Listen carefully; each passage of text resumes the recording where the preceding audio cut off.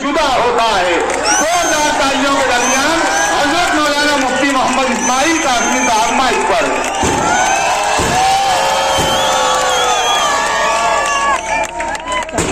अरे सॉरी। बिस्मिल्लाहिर्रहमानिर्रहीम।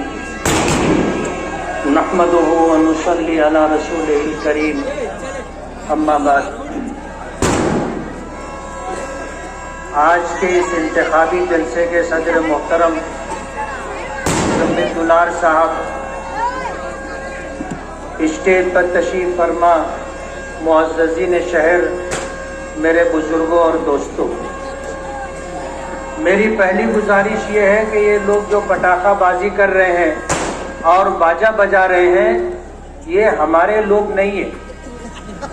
हमने हमेशा मना किया है कि इस तरह की हरकत हमारे शहर के संजीदा पढ़े लिखे अफराद, दीनदार लोग कतई पसंद नहीं करते।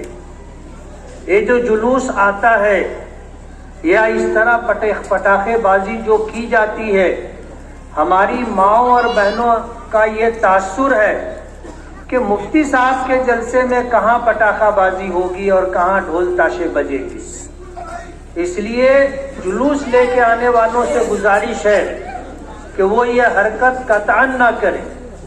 और हमें तो शुबा है कि जो लोग पटाखाबाजी करते हैं वो हमें बदनाम करने के लिए ये हरकत करते हैं। अल्लाह के लिए अगर आप हमसे मोहब्बत रखते हैं और ताल्लुक रखते हैं तो आपको इन हरकतों से बाज आना होगा। मेरे बुजुर्गों और दोस्तों, ये इंतखाबी जलसा है और 20 नवंबर को अहलियान शहर वोट दे करके ये तय करेंगे कि आने वाले 5 साल में कौन शख्स इस शहर की नुमाइंदगी करेगा और कौन शख्स इस शहर की तामीर और तरक्की के लिए मुंतखब किया जाएगा। आपको इस बात का बखूबी एहसास है कि आज मुल्क में फिरका परस्तों का इक़्तिदार है। ये वो फिरका परस्त लोग हैं जिनका प्रोग्राम ये है कि इस मुल्क हिंदुस्तान से इस्लाम और मुसलमानों को खत्म कर दिया जाए।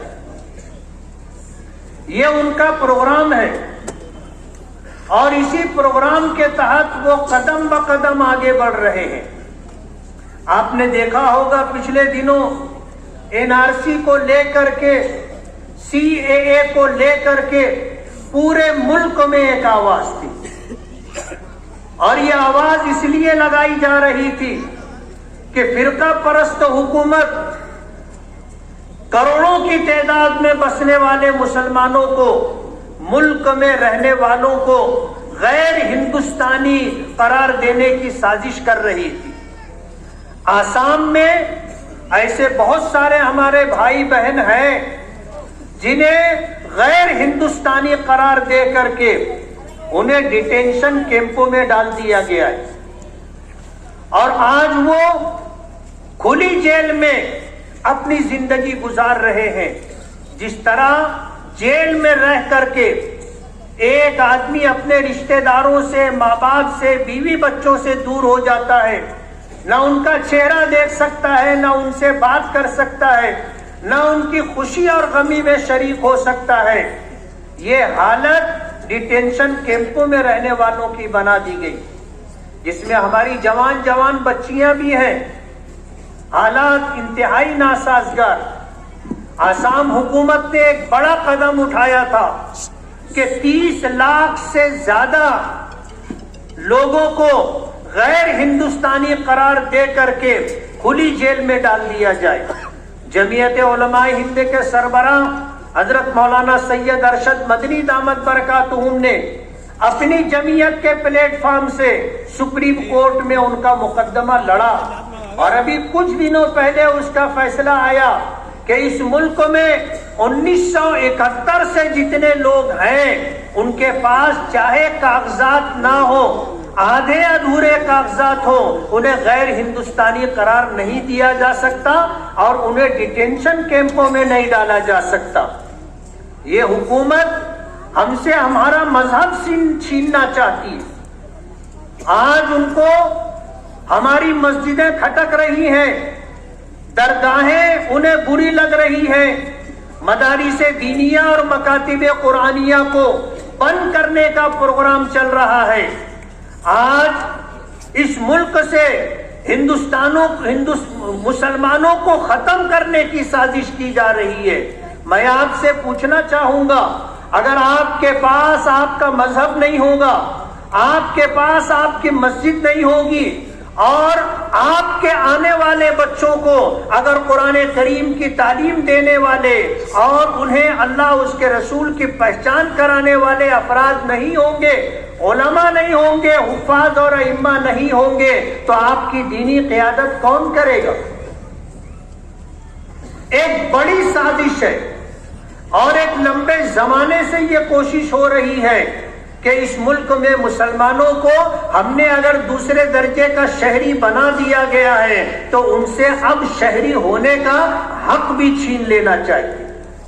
بہت افسوس کے ساتھ کہنا پڑ رہا ہے کہ ایک زمانہ تھا ملک کی حکومت نے اسرائیل کے ساتھ معاہدہ کیا, انہیں باقاعدہ یہاں سفارت خانے کی جگہ دی گئی, اور انہوں نے آ کر کے ہندوستانی مسلمانوں کی کیا حیثیت ہے, ان میں کتنا دم ہے, ایک سازش رچی اور بابری مسجد کی شہادت کروائی گئی. بابری مسجد کی شہادت اس لیے کروائی گئی تھی کہ اس ملک میں مسلمانوں میں کتنا دم ہے, ان کی طرف سے کتنا ری ایکشن آتا ہے, یہ دیکھنے کے لیے یہ حرکت کی گئی تھی.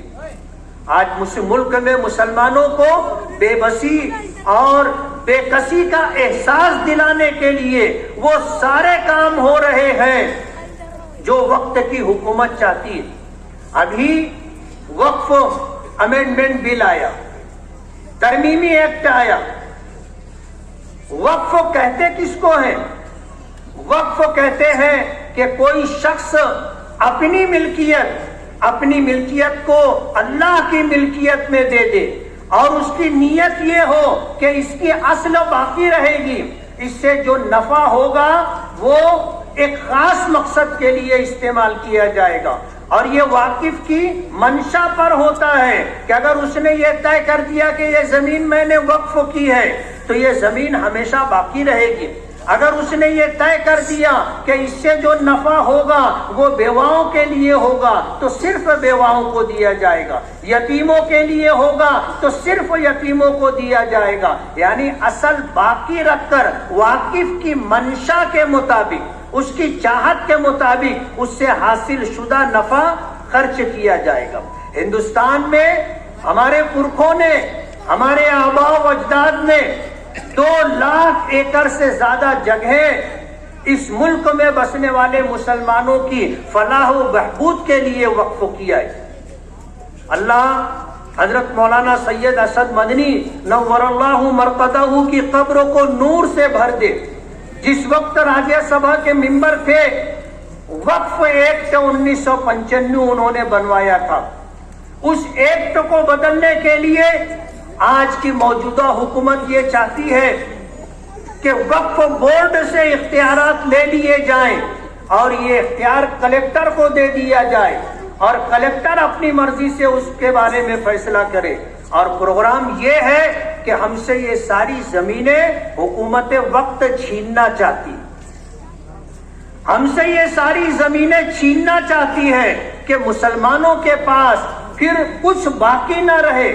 آج اگر ہم فخر کے ساتھ یہ بات کہتے کہ ہمیں سرکار اگر کچھ نہیں دیتی ہے نہ دیوے, ہمیں وقف کی زمینیں دے دی جائیں تو ہم مسلمانوں کے سارے مسئلے حل ہو جائیں گے.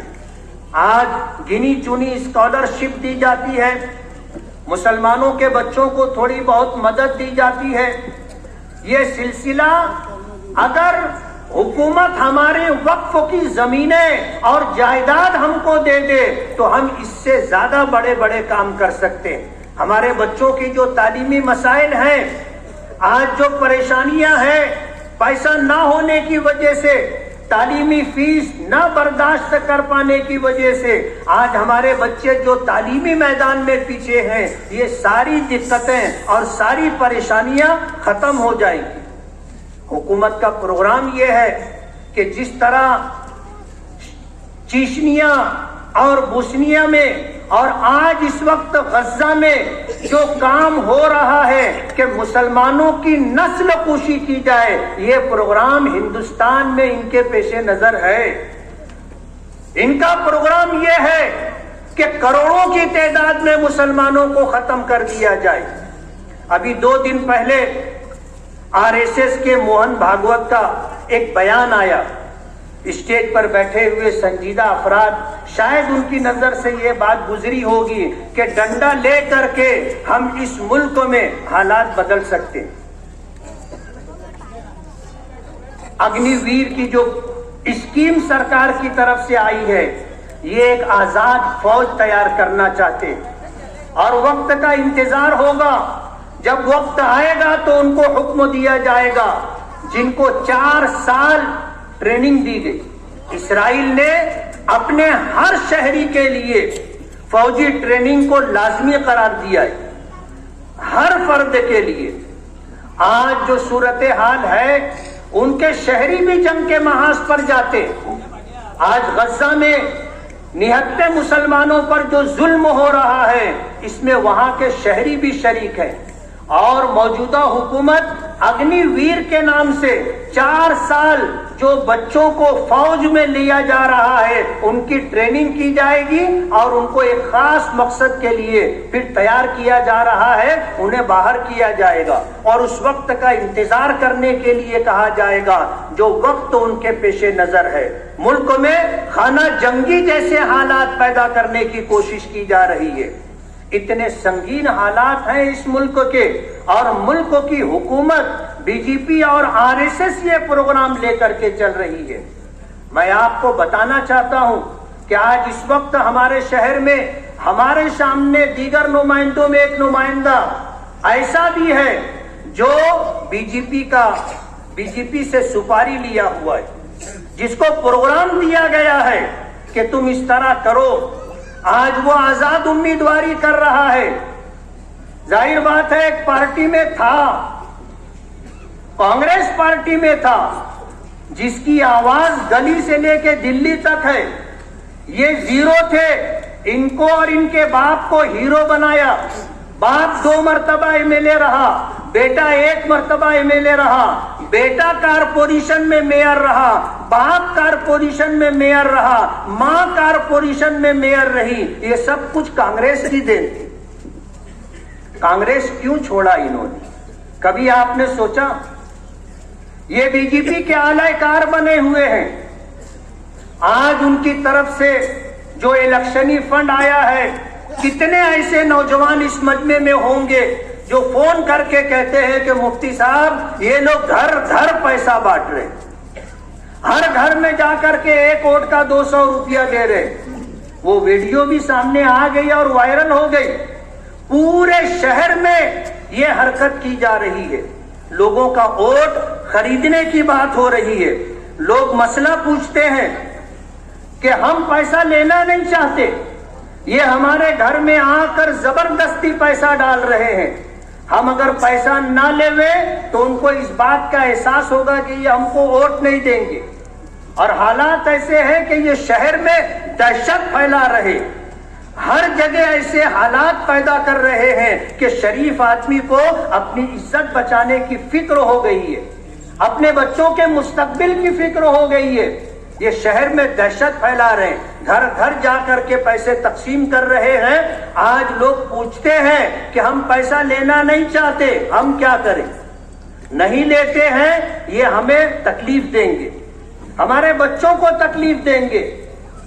مسئلہ بتانا پڑا، آپ پیسہ لے لو۔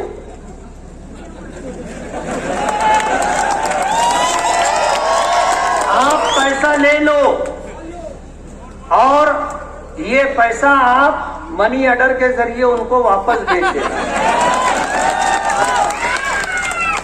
کچھ لوگوں نے مسئلہ پوچھا کہ ہم ان کے ساتھ رہنا نہیں چاہتے، इनका काम करना नहीं चाहते, लेकिन हालात ऐसे हैं कि हमें इनके साथ काम करना मजबूरी बन गई है, हमें काम करना पड़ रहा है।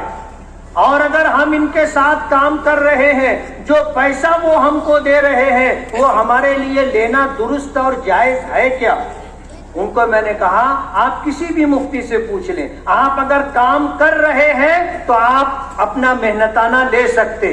कहने लगे मुफ्ती साहब हम उनको वोट नहीं देना चाहते। तो मैंने कहा आपने वोट देने का तो पैसा नहीं लिया है, आपने काम करने का पैसा लिया है। आप जिसको चाहें अपनी मर्जी से आप उसको वोट दे दें। लोग नहीं चाहते, उनके स्टेज पर बैठने वाले लोग भी स्टेज पर बैठना नहीं चाहते, लेकिन उनकी मजबूरी है। ये लोगों को ब्लैकमेल करते हैं, इन्हें इस तरह अटका के रखते हैं कि ये कहीं जा ना सके। और आप आने वाले दिनों में देखोगे इंशाअल्लाह इनके स्टेज पर बैठने वालों की वोट भी पतंग को मिलेगी।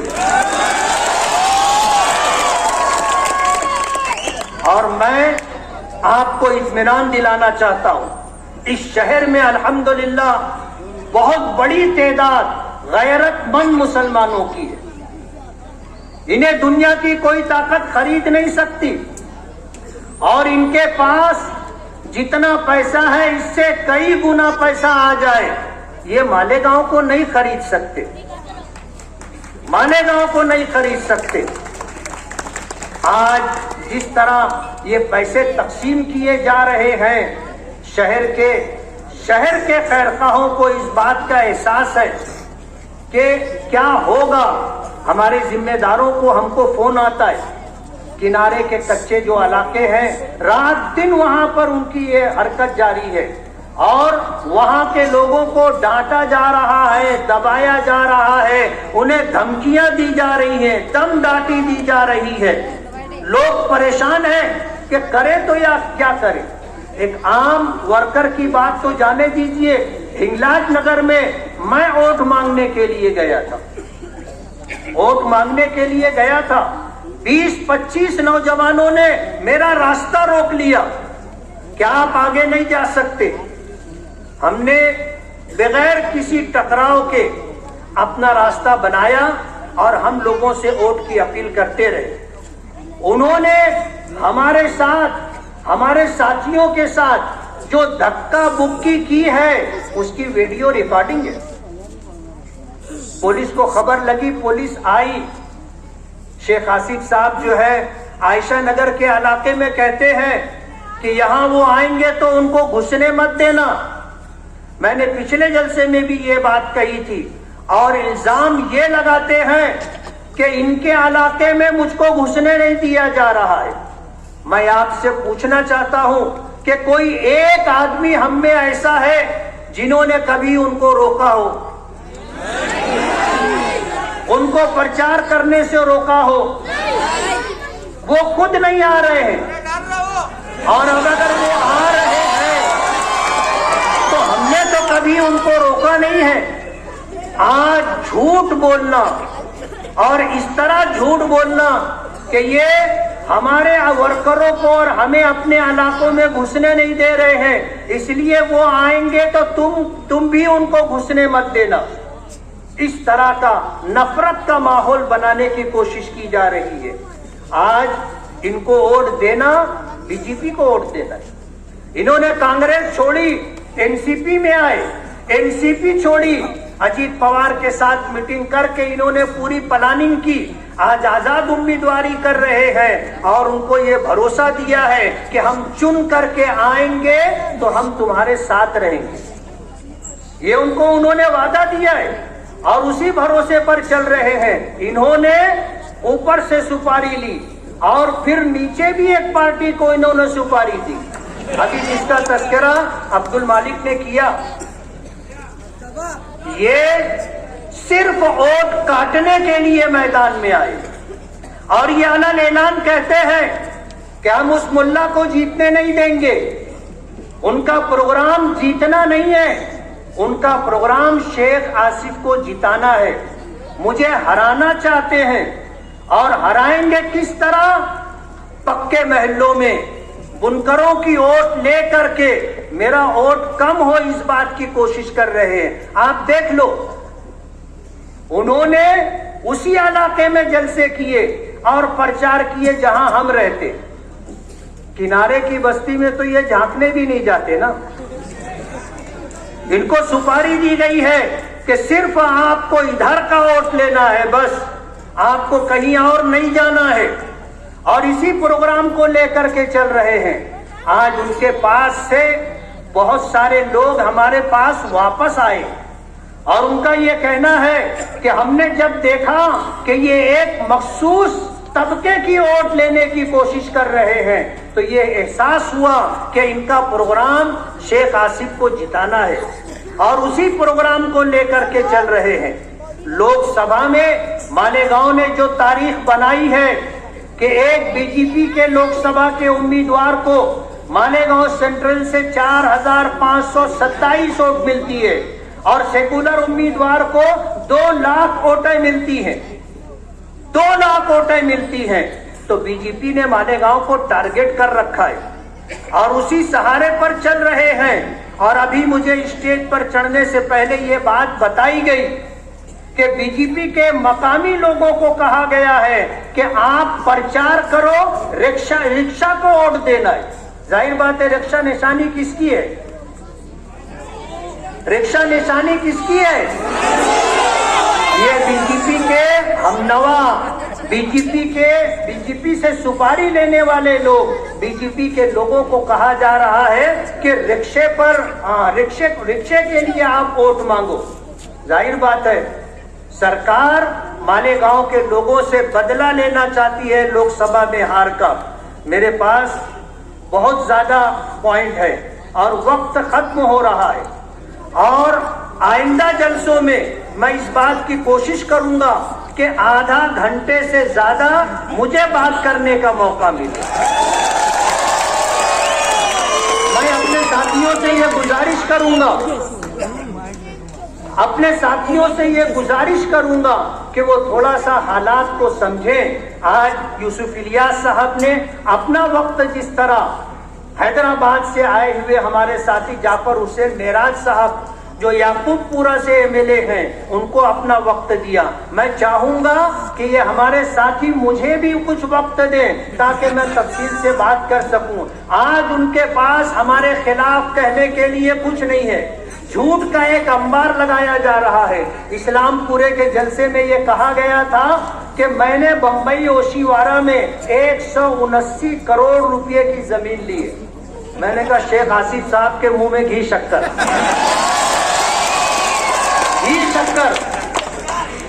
आज अगर उनके पास दस्तावेजात हैं तो वो लेकर के आ जाएं, आधा मैं उनको दे दूंगा, आधा उनको दे दूंगा। सिर्फ झूठ बोल रहे हैं। एक वक्त था बुनकरों को कहा था, कि अपने मसाइल हल करवाना है तो तेरे 40 पैतरी चढ़ करके आना पड़ेगा। और हम ये बुनकरों को झांसा दे रहे हैं कि 12 लूम और 24 लूम वालों को हम सोलार लगा करके देंगे। मैं आपसे कहना चाहता हूँ कि आप आने वाली 20 तारीख को पतंग के निशानी को हमें कामयाब करने की कोशिश करें। तो आपसे रवाना अल्हम्दुलिल्लाह रब्बिल आलमीन।